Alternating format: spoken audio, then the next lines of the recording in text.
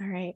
3, 2, 1. Hello, hello. Welcome to Dentistry Gone Wild, the official podcast of mobile and teledentistry. I am so excited to be here with you on another Monday, along with my co-host, my beautiful Sonya Dunbar. Hey, Sonya. Hey, Em, how are you? I am doing good. It's warm outside. I'm going to say this every year, but when it's warm, I get happy. Anything above like 60 degrees, like, okay, I'm in heaven there, right?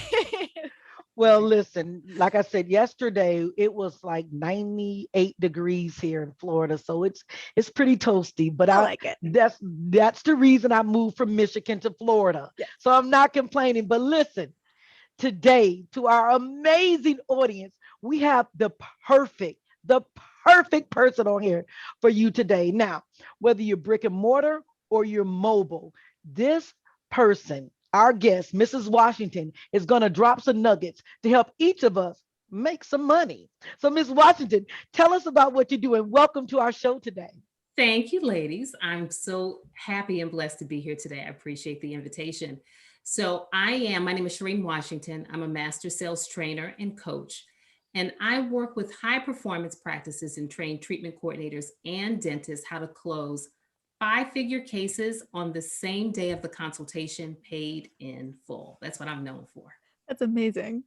Paid in full. Paid Now, in full. so what are you rubbing a genie bottle? Do you have a tooth fairy wand?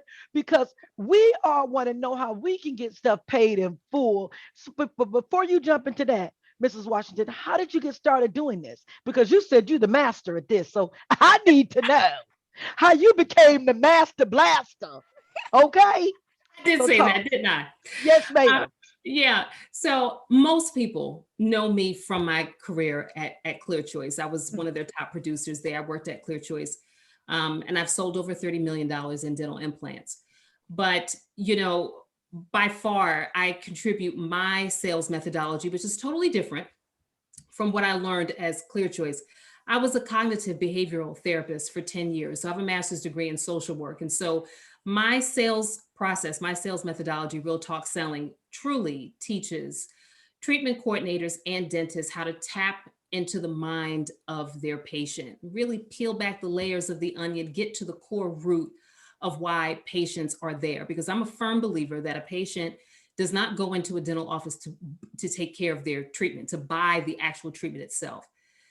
What patients are there for are for their dreams and for their vision and all the things that they have not been able to do as a result of their dental situation. So I take my clinical background and I put a twist on the sales process so that dentists can see what they're doing is not necessarily selling, but serving and serving their patients Wow. powerfully.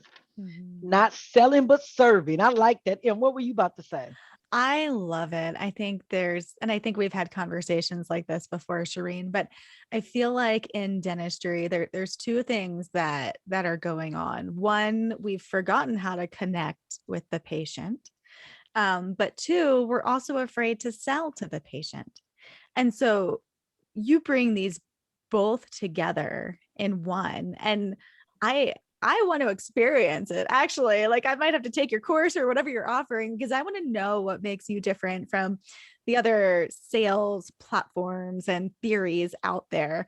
And have a feeling that it's your cognitive therapy background, right? Yeah, and listen, hey, we can role play this out, and if you want to experience it, we can do that here for people to actually see. Um, Okay.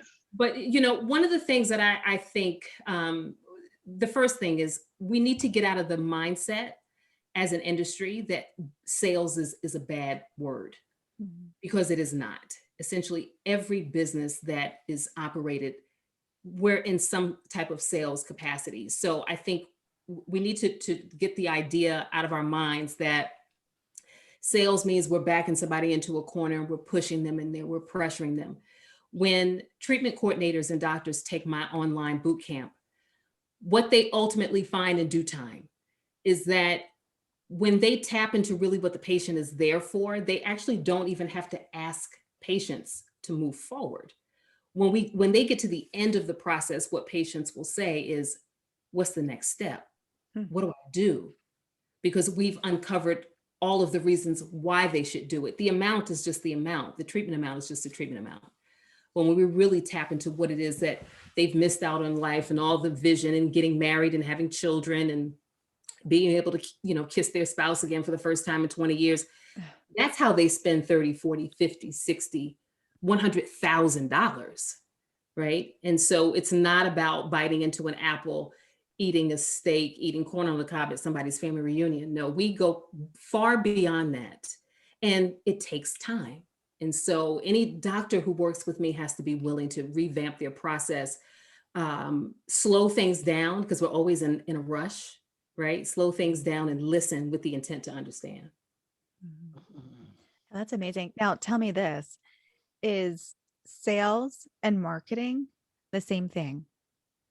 I mean, they're intertwined, Mhm. when I see, in the dental industry, you have a company that markets for you. So there's some sales involved with that, because the sales process in dentistry starts long before a patient walks through the door, right? It starts the moment that the patient journey begins, which is Googling, finding the website. So that is sales in some capacity.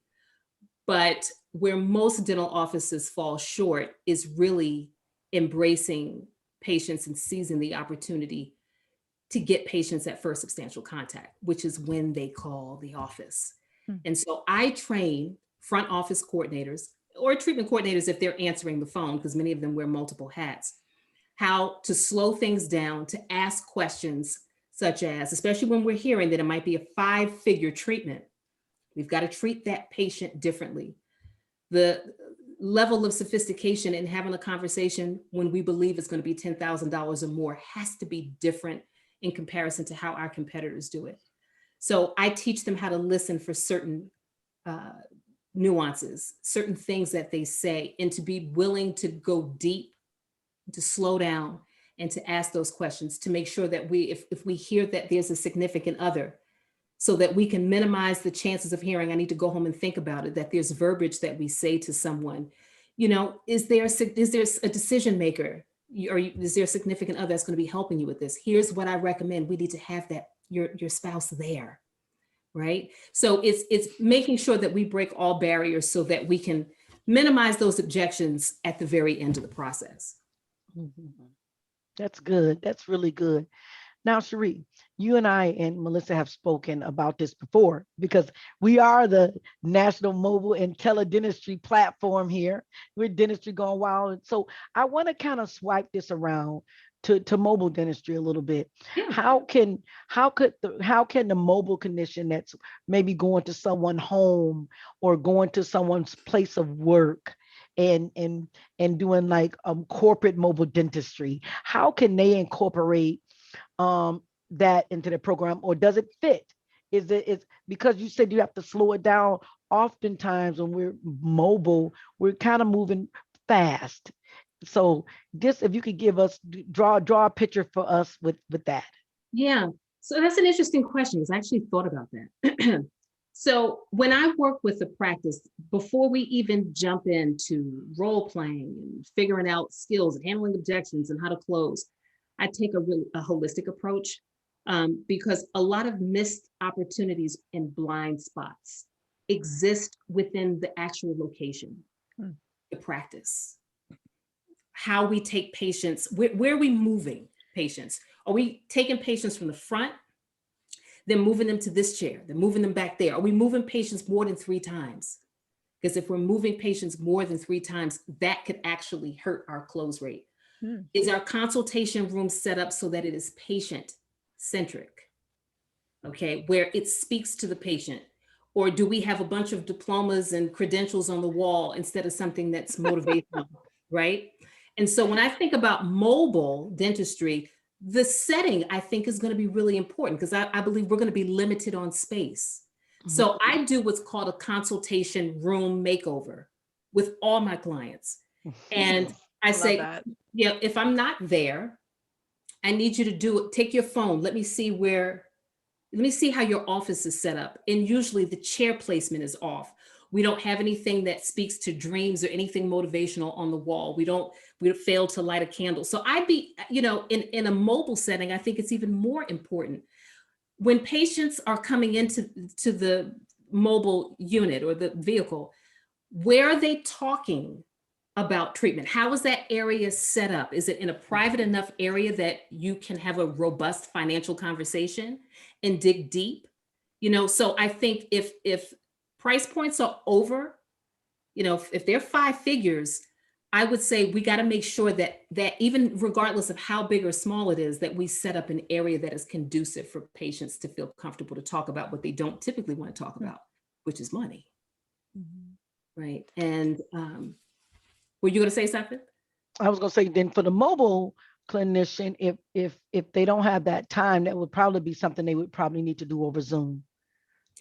Absolutely. So then if we don't have the time to do it in person, then yes, then we might need to do more of a phone consultation, right? Where what would normally happen in person, we would do that over the phone. And that may take 20 minutes.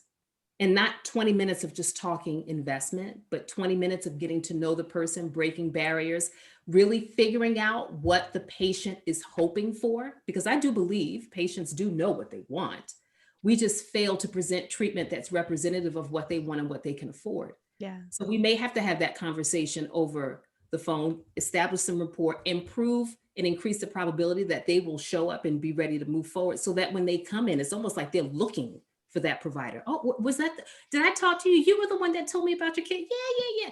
That is what is missing. People need to find that connection. So I wouldn't let a mobile vehicle be a barrier. Just have to do things a little bit differently, right? Be creative. I love that.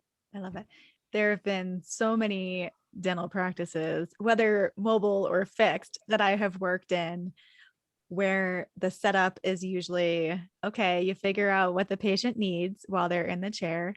You present the treatment plan to them while they're in the treatment chair. You talk about the money while they're in the treatment chair. And then you try to get to work that day. So I assume, based on what you've said, Sherrine, that this may not be the best approach. What are your thoughts to that? Yeah, well, here's my thoughts on this. I think that most dental practices are doing case presentation wrong. They're doing what I call cold case presentation, where the patient comes in, they see everyone under the sun besides the treatment coordinator, they see the assistant, the hygienist, the doctor. They're 50 minutes in and they're tired. And the doctor presents the treatment. No one cares to ask whether or not the patient even knows what was said or being presented. And then we bring the treatment coordinator in cold, meaning the patient doesn't know the treatment coordinator. They see the treatment coordinator as the money person. That's it. And then by that time, the patient, they're hungry, they haven't been to the restroom, nobody's nobody takes to ask. I didn't even think about stuff like that, but it's true. And then they're seeing, like, their eyes are glazed over. So the treatment coordinator comes in, and treatment coordinators tell me that they hear the patient say, uh-oh, here's the money person. They even say it. Yeah.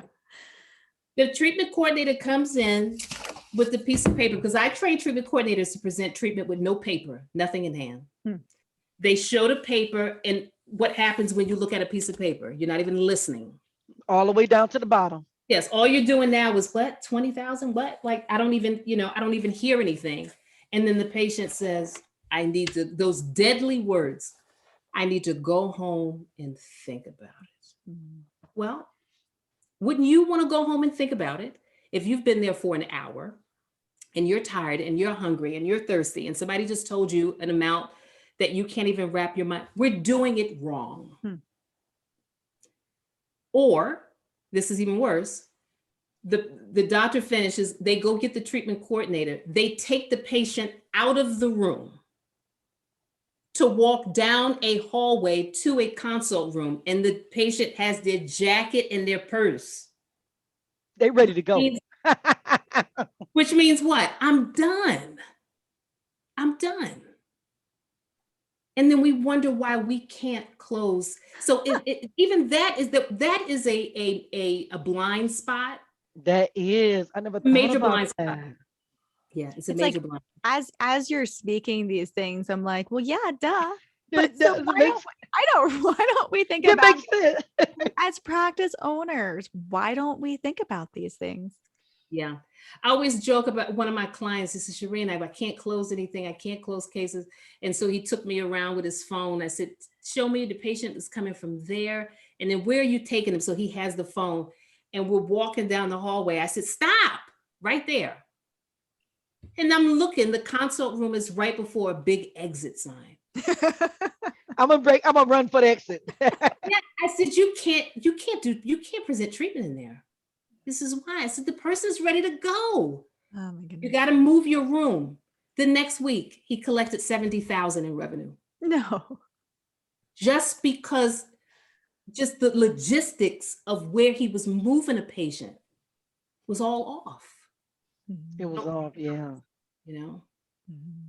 That makes sense. That makes sense. But and Sherrine, thank you, because it's what you've just said. It's the small things, the subliminal things, like the carrying of your coat, the exit sign by the door, coming in with a piece of paper. Because once you bring some paper, I'm going right to the bottom.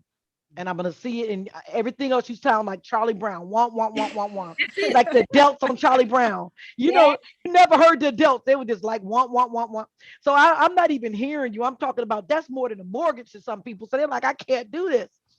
So, Yes. but thank you for applying those practical skills to everyone's life, to dental life, and how you made it applicable to mobile dentistry. And something you even said when you were talking, because I listened to the small things, you said, is there a candle lit?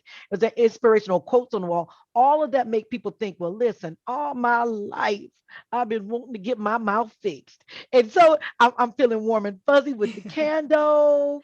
Um, and because when I go to my hairdresser, she has this little vapor thing that she always plugs in and put this lavender smell in, because I told her, I pay you, my hairdresser is on salary. Yes. So if you own salary, I want to be the only one there. That's And then right. I want that treatment. So she That, has my vapors going, and she has the mood going, and I have all your attention. She don't even pick up the phone unless it's her son or something, but I'm paying for you. So if you take someone in a space that's custom to them and their dreams and their future, it just makes sense. You made it practical. And listen, you've taken over the tone of this call with your calmness, because really we be wilding. So see, but you ain't got the rule up in here, because we're gonna get right back to turned up. But I can see, but I'll let you do your thing, because we invited you. But I can see how you can help practices, because you came on with that social worker voice and that calmness, like you about to get in my head. And you did a little bit. You did a little bit, but I had to snap back. But I could see how you can help dental practices grow, because that's what's important. It's all about growth and bringing in that money and yeah. making our patients fulfill their dreams in life. Does that make sense? Yes, that's it. We got to realize patients, we're not being pushy. People think, oh, I don't want to be pushy. I don't want Mhm. to. No, I mean, they're calling us for a reason. They want to be led. So lead them. I love that. And we do too much talking. I coached someone recently, and she just kept talking to stop. You we don't listen, right? Because we're silence is uncomfortable. People are afraid to be silent, you know? And so I teach treatment coordinators to be comfortable with silence. It's critical, I think, for the treatment coordinators, because you have to figure out your next move, right? So we're afraid that if we're not, just talking, we feel like, there's awkwardness, but silence is powerful. And I believe that you have to sit for a moment and just embrace that, challenge that. And patients they'll say the next thing. Like we have to create the space for patients to speak Mhm. and for us to listen. Mhm. I love that. I absolutely love it. One of the things, I know we have to wrap in just a minute here, but one of the things right now for our mobile community, I know there's a lot of conversation around, well, how do you create a similar patient experience as, in a mobile environment or in a portable environment? So if we're taking dental care into a workplace like Amazon headquarters and setting up in the consult room, how do we create that same or a similar kind of patient branding experience as we would as walking into a dental office? And here I am thinking, if we get you involved in that, we can create an entirely different experience, not trying to mimic the dental office, but trying to create an experience for the patient that's safe and comfortable. And it doesn't have to mimic the dental office. And I think that's what many of us, many mobile providers think. So I would love to see if you're going to be at our conference in March, because I think it could be a great resource for the Yeah, mobile providers on the call. I agree. And I have to admit, I was, really thinking, how does real talk selling fit Mhm. in that environment? But I think being able to ask open-ended questions when a patient comes into a mobile facility, to even ask simple questions like, is this your first experience? Let me share with you why we love what we've done here, and highlight it. Like, don't let this be like the big elephant in the room. Like, there's benefits to this, right? We teach in dentistry to give patients a tour. I wouldn't stop that. I wouldn't, right? Create a patient-centric environment and be proud of what you've put together, and don't be afraid to share those benefits, to say, this is what we've done. We're able to change more lives. We're able to meet patients where they are because this is what we have, right? We always can highlight the benefits of what it is that we're doing.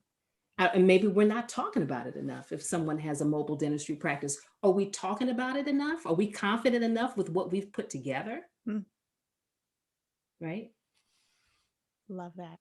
Well, Sherrine, thank you for being on the call with us. If somebody wants to reach out, where can they find you?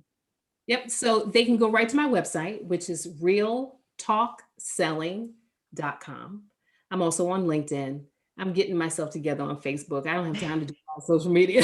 TikTok is where it's at now. But I do offer a complimentary discovery call for the doctor and treatment coordinator, no pressure. It's really for them to get as much value as possible within that time and to see if it's a fit. So, and they can schedule that right on my website, which is realtalkselling.com.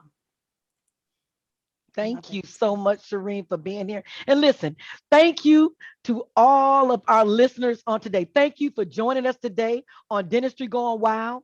We hope that you liked our show today, and we ask if you like to click, like, and share this video. Also, subscribe to our channel. Subscribe so you can get Dentistry Going Wild every single Monday for the rest of your life. Isn't that? Listen, that's amazing. Now, right there. To get this for the rest of your life is something. So thank you for joining us. Stay safe and stay courageous. Bye. Bye.